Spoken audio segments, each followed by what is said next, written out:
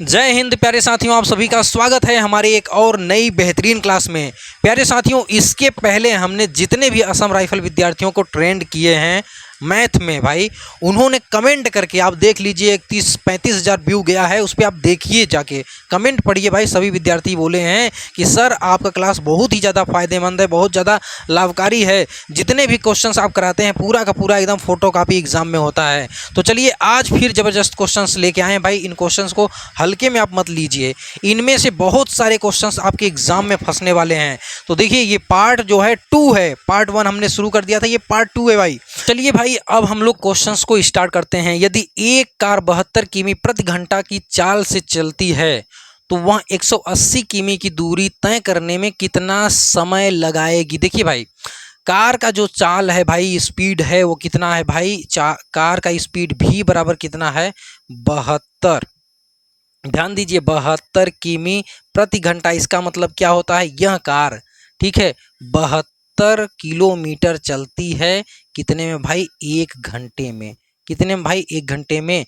तो यह कार 180 किमी दूरी तय करने में कितना समय लगाएगी, ये आपसे पूछे हैं। तो आप कहेंगे 1 किलोमीटर इसे चलने में कितना समय लगेगा, तो आप कहेंगे 1/72 घंटा। तो 180 किलोमीटर चलने में कितना समय लगेगा मेरे भाई, तो आप कहेंगे 180 बटे में कितना हो जाएगा, 72 घंटा। ठीक है, 72 घंटा। चलिए इसको काट करिए, ये 9 8 72 और 9 दूना 18 हो जाएगा, मतलब यहाँ 20 हो जाएगा। चलिए 20 को काटिए भाई 4 से, 4 दूनी 8 और ये 4 पंचे 20। देखिए 5 में 2 का भाग देंगे तो हो जाएगा 2.5, तो 2.5 घंटा इसको टाइम लगेगा 180 किमी की दूरी तय करने में। कितना समय लगेगा भाई, 2.5 घंटा समय लगेगा। कितना दूरी, 180 किमी दूरी तय करने में। चलिए इसको एक अलग तरीके से, अगर आपको सूत्र से लगाना है तब कैसे लगाएंगे, देखिए सिंपली। देखिए भाई, अगर सवाल नहीं समझ में आ रहा है तो दोबारा वीडियो को रिपीट करिए, आपको बिल्कुल समझ में आएगा। चलिए यहाँ फिर से मैं बता रहा हूँ, एक कार है 72 किमी प्रति घंटा की गति से चलती है। इसका मतलब वो 72 किलोमीटर कितना, 1 घंटा में तय करती है, या कह सकते हैं 1 घंटे में वो 72 किलोमीटर कार जाती है। तो ये पूछें 180 किमी दूरी तय करने में कितना समय लगेगा, तो आप निकाल लेंगे यहाँ पे। जैसे हमने लिख दिया 72 किमी कितना भाई, 1 घंटा में, तो 1 किलोमीटर 1/72। ये सब ऐकिक नियम जो है प्राइमरी स्कूल में ही पढ़ाया जाता है। तो 180 किमी का निकाल लेंगे भाई, ये सब प्राइमरी स्कूल का है भाई। ये नहीं आता है तो वीडियो में कमेंट कर दीजिए, हम एक दिन आपको एक एक नियम बता देंगे, ठीक है। चलिए अब यहाँ पे भाई देखिए, इसको सूत्र से लगाना है तब कैसे लगाएंगे, तो हम जानते हैं चाल बराबर होता है दूरी बटे में क्या भाई, डिस्टेंस बटे में टाइम। दूरी कितना चलना है भाई, 180 किमी दूरी तय करना है। चाल इन्होंने दिया है, टाइम पूछा है, तो टाइम बराबर होगा दूरी बटे में चाल। दूरी कितना है भाई, 180 किमी दूरी तय करना है। चाल कितना है भाई, चाल दिया है 72, तो 72 का यहाँ पे आप भाग लेंगे। अब इसको काट देंगे सिंपली, तो 2 × 5 हो जाएगा। अरे सॉरी, कह रहे हैं 2.5 घंटा हो जाएगा भाई, 2.5 घंटा, 2.5 घंटा हो जाएगा। यह आंसर बी बिल्कुल करेक्ट है। चलिए भाई नेक्स्ट आगे बढ़ते हैं। जल्दी से आप सभी लोग वीडियो को एक बार लाइक शेयर अपने दोस्तों के साथ भाई शेयर करिए कि संजय सर बहुत ही ज़बरदस्त क्लास चला रहे हैं भाई। मैथ का एक एक क्वेश्चन बहुत अच्छे से डीपली सॉल्व करा रहे हैं। चलिए यहाँ पे देखिए नेक्स्ट क्वेश्चन है, दो संख्याओं का अनुपात, देखिए 4:7 है। यदि उनका अंतर 18 है तो बड़ी संख्या। सबसे पहले इसको बेसिक मेथड से बताएंगे, फिर इसको एकदम शॉर्ट ट्रिक जो सेकेंडों में आप सवाल को सॉल्व कर ले जाएंगे। देखिए बेसिक मेथड क्या कहता है भाई, यदि वो दो संख्याएं मान लीजिए भाई ए और बी हैं, ठीक है, तो इनका इन्होंने अनुपात दिया है कितना भाई, 4:7। अब ये अनुपात में चेंज करने का ना ये भाई कंसेप्ट होता है, उसको समझिए। जैसे मान लीजिए यहाँ पे a बराबर है 20, अगर सपोज करिए कोई संख्या a बराबर 20 और इन्होंने b बराबर यहाँ पे दे रखा है भाई 30, ठीक है। तो देखिए इनको अनुपात में चेंज करिए, क्या होगा भाई, a/b बराबर अगर आप निकालेंगे तो क्या होगा, देखिए ये 20 हो जाएगा और ये रेशियो 30 हो जाएगा, ठीक है। अनुपात में क्या होता है भाई, बराबर संख्याएं कट जाती हैं, तो 10 यहाँ से 10 यहाँ से कट जाएगी, मतलब दोनों जगह से देखिए बराबर, ठीक है ना, दोनों जगह से देखिए बराबर। 10 दूना 20, 10 तिहाई 30, दोनों जगह से 10 10 कट के निकल गया। तो फाइनली क्या है भाई, 2:3। कहने का मतलब अनुपात में हमेशा संख्याएं बराबर ही कटती हैं, ये हमेशा आप ध्यान रखेंगे। बहुत लोग सोचेंगे ये क्या बता रहे हैं सर जी, ये तो पता है भाई, लेकिन भूल जाते हैं। अभी देखिए सवाल अब लगाएंगे तब कैसे कंसेप्ट क्लियर होगा। तो इतना समझ में आया ना, यहाँ और यहाँ से एक बराबर संख्या कटी है, वो हमको ज्ञात करना है, जो हमें नहीं मालूम है। तो नहीं मालूम है तो मैथ कहता है भाई नहीं मालूम है तो यक्स मान लीजिए। तो देखिए अगर यक्स मानेंगे तो ये अगर हम लिख दें यहाँ से x कटा है तो यहाँ से भी x कटा है, मतलब a बराबर यहाँ पे आपका क्या आ गया भाई 4x, वो संख्या हो गई। और b बराबर क्या मान लिए भाई, तब b बराबर हो जाएगा 7x। अब इन दोनों का अंतर इन्होंने दे रखा है, तो इन दोनों का अंतर निकालेंगे तो कितना हो जाएगा 3x होगा कि नहीं। और ये बराबर इन्होंने अंतर, यदि उनका अंतर 18 है, ये बराबर इन्होंने 18 दिया है, तो x बराबर यहाँ पे देखिए क्या आ गया भाई 3 छाक 18, x बराबर यहाँ पे आ गया 6।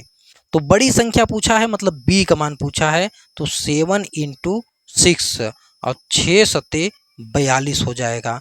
ठीक है, b बड़ी वाली संख्या b मतलब कितना हो जाएगा भाई 42 हो जाएगा। यही होगा आंसर, आंसर सी बिल्कुल करेक्ट होगा। ठीक है ना, ये देखिए बिल्कुल बेसिक मेथड मैंने आपको बता दिया भाई, प्रश्नानुसार ये सब नहीं लिखा हूँ, ये सब लिखने की अब क्या ज़रूरत है, सब्जेक्टिव एग्जाम की थोड़ी नहीं तैयारी कर रहे हैं कि मैं चलूँ अब आपको प्रश्नानुसार ऐसे फालतू चीज़ें लिखूँ, है ना। अब देखिए क्या करने वाले हैं, अब इसको ट्रिक से आप कैसे लगाएंगे। अब इसको मैं डिलीट कर रहा हूँ। देखिए भाई यहाँ पे दो संख्याओं का अनुपात इन्होंने कितना दिया है भाई 4 कितना 7 है। अब देखिए इनका अंतर इन्होंने 18 दे रखा है, तो पहले अनुपात का अंतर निकालिए तो कितना होगा भाई 3, लेकिन ये 3 बराबर क्या दिया है 18, तो 1 बराबर क्या हो जाएगा भाई 6। तो कितने बराबर निकालना है, बड़ी संख्या यहाँ 7 है, तो 7 बराबर क्या हो जाएगा, तो आप कहेंगे 6 में 7 का गुणा कर दीजिए, 6 सत्ते 42, सिंपल ऐसे आंसर आप करके निकाल लेंगे। मतलब इसे कहते हैं कंपैरिजन मेथड। पहले अनुपात में निकाल लीजिए, अब जो दिया है जो आपको मालूम है एक्चुअल उसके बराबर कर लीजिए, अंतर मालूम है तो अनुपात का अंतर निकाल के उसके बराबर करिए, फिर 1 की वैल्यू निकालिए, फिर 7 की निकाल लीजिए, सिंपली आप क्वेश्चंस को सॉल्व कर ले जाएंगे, है ना। चलिए भाई इस तरह से आप इसको कर ले जाएंगे। देखिए नेक्स्ट देखिए यहाँ पे क्वेश्चन क्या है, एक दुकानदार एक वस्तु को 20% छूट पर बेचता है और फिर भी 20% का लाभ कमाता है, यदि क्रय मूल्य 500 है तो अंकित मूल्य ज्ञात कीजिए। देखिए भाई अब यहाँ पे क्या करेंगे भाई, देखिए दुकानदार क्या कर रहा है 20% छूट दे रहा है, फिर भी उसे प्रॉफिट हो रही है। क्यों भाई प्रॉफिट हो रही है, क्योंकि वो जितने में खरीदा है उस पे अंकित जो मूल्य अंकित किया, जिसे हम एमआरपी कहते हैं, जितने में हम खरीदते हैं उतना ही एमआरपी नहीं बल्कि बढ़ा चढ़ा के एमआरपी हम वो डालते हैं उस पर। अगर 10 रुपया का सामान खरीदेंगे तो कह देंगे भाई 15-20 रुपया का, ये एमआरपी दिखा देंगे 15-20 रुपया का। इसीलिए आपको एमआरपी से अधिक कोई भी मूल्य, कोई भी दुकानदार एमआरपी से अधिक दाम नहीं ले सकता है। जब भी दुकानदार छूट देता है भाई वो एमआरपी पे ही देता है। तो यहाँ पे हम मार्क प्राइस, ठीक है, हम यहाँ पे एमआरपी जो है वो 100 मान लेते हैं। एमआरपी कितना है भाई 100 मान लेते हैं।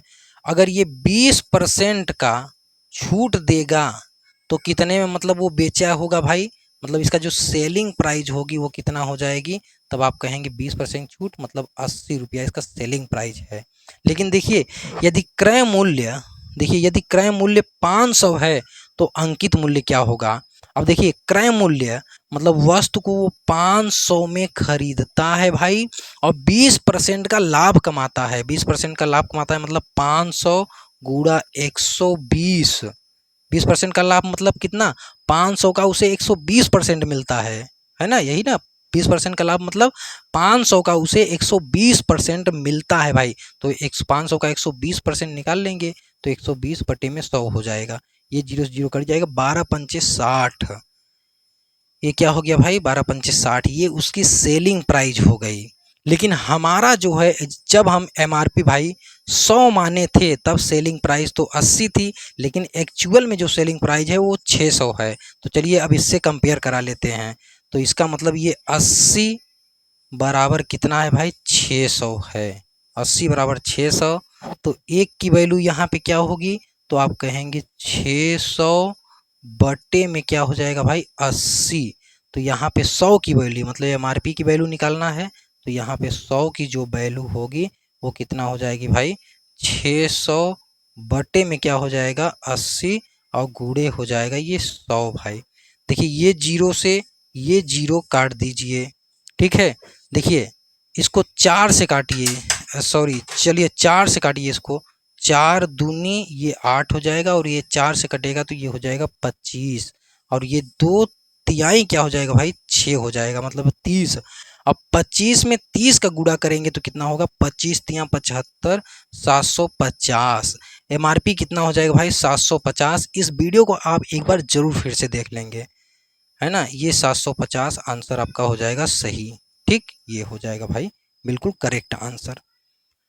चलिए आगे बढ़ते हैं भाई। जो क्वेश्चन नहीं समझ में आएंगे आप एक बार कमेंट जरूर कर देंगे, हम उसको फिर से दोबारा रिपीट कर देंगे भाई। चलिए भाई फिर से आगे की ओर बढ़ते हैं। देखिए यहाँ पे क्या है, एक वर्ग का क्षेत्रफल, वर्ग का क्षेत्रफल क्या है भाई 144 वर्ग सेमी है। तो इसका परिमाप क्या होगा, वर्ग क्या होता है भाई, जिसका चारों भुजाएं समान हो उसे हम वर्ग कहते हैं। ये ए है तो ये भी ए, ये भी ए और ये भी ए होगा।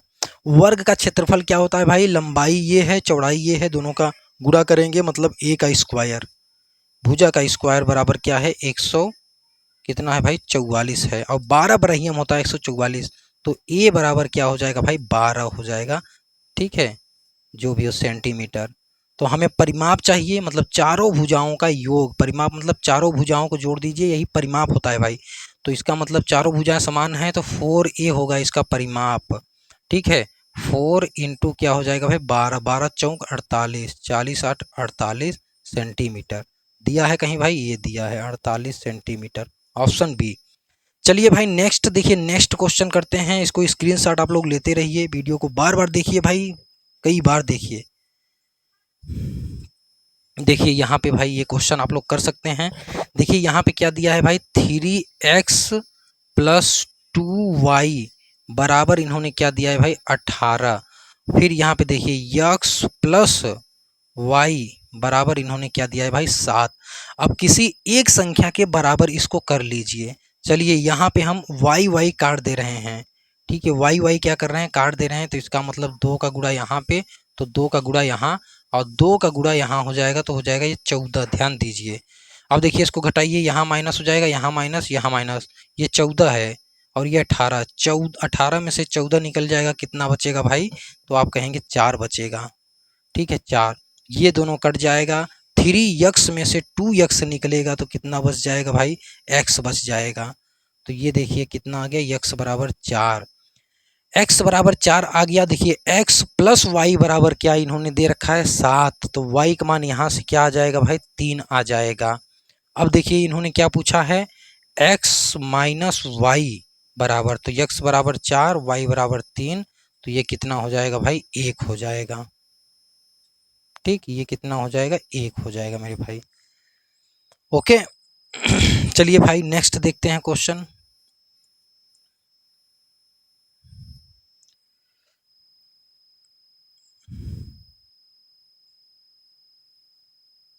चलिए इसको छोटा करके समझना पड़ेगा भाई। देखिए ये क्वेश्चन कैसा है इसको ध्यान दीजिए। देखिए एक आयताकार खेत की लंबाई 30 मीटर चौड़ाई 20 मीटर, इसके चारों ओर 2 मीटर चौड़ा रास्ता बनाना है। देखिए एक खेत है भाई, चलिए देखिए ये क्या है, एक खेत है, आयताकार खेत है, इसकी लंबाई जो है ये 30 है, ध्यान दीजिए ये भी 30 है, और ये कितना है मेरे भाई, ये है 20 मीटर, है ना। अब इसके चारों ओर 2 मीटर, मतलब 2 मीटर इधर भी, 2 मीटर इधर भी और 2 मीटर इधर भी, 2-2 मीटर क्या करना है भाई चौड़ा रास्ता बनाना है ना।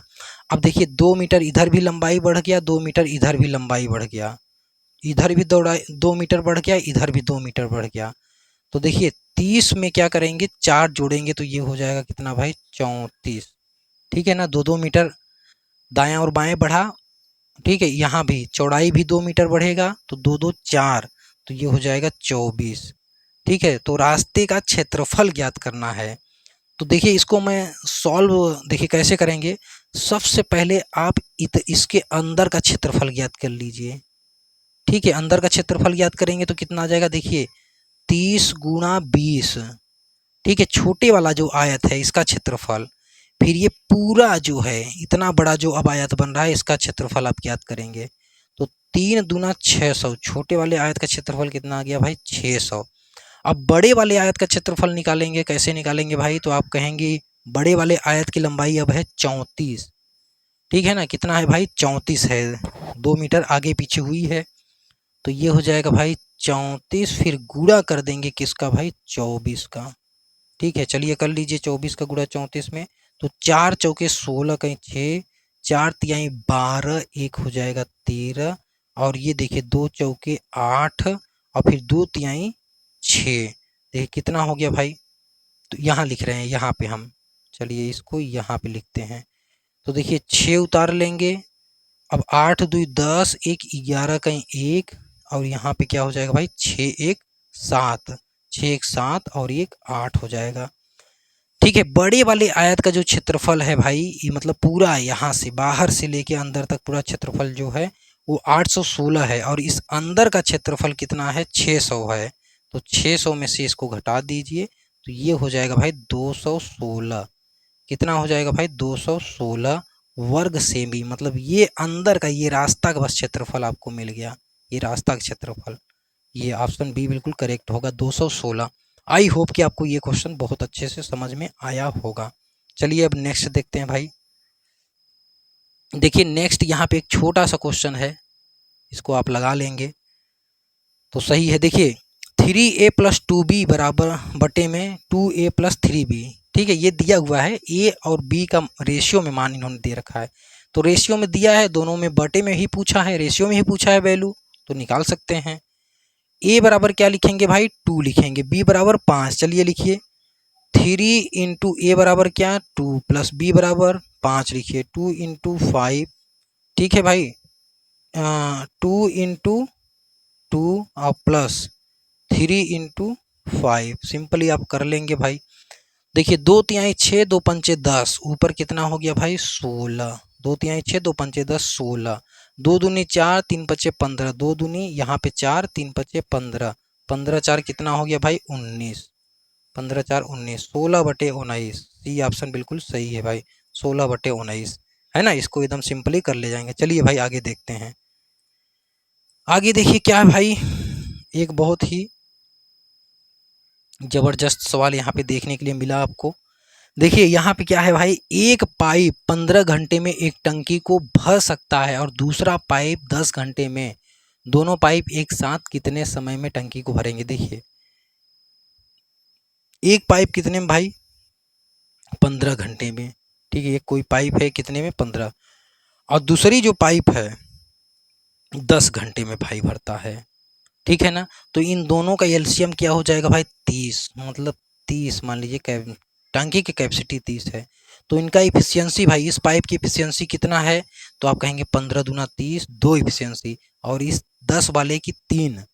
अब देखिए दोनों जो है एक साथ खोले जाएंगे, मतलब 5 इफिशियंसी से इस कार्य को कराना है, मतलब इस टंकी को भरना है, तो कितना हो जाएगा भाई 30/5 कर लेंगे, 5 छके 30, 6 घंटे लगेंगे उसको भरने में भाई, कितना 6 घंटे लगेंगे, एकदम कार्य समय वाला ही जैसे सवाल है भाई, 6 घंटे लगेंगे।